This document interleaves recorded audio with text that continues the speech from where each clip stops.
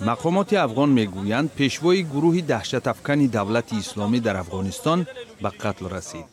به قول ریاست امنیت ملی افغانستان ابو سعد ارهابی و 10 نفر دیگر 25 اوگوست در ولایت شرقی ننگرهار در نتیجه یک عملیات مشترک زمینی و هوایی نیروهای افغان و خارجی کشته شد. همین منبع افزوده است که در عملیات مقدار زیادی سلاح و مهمات سبک و وزنین هم محو گردانیده شد.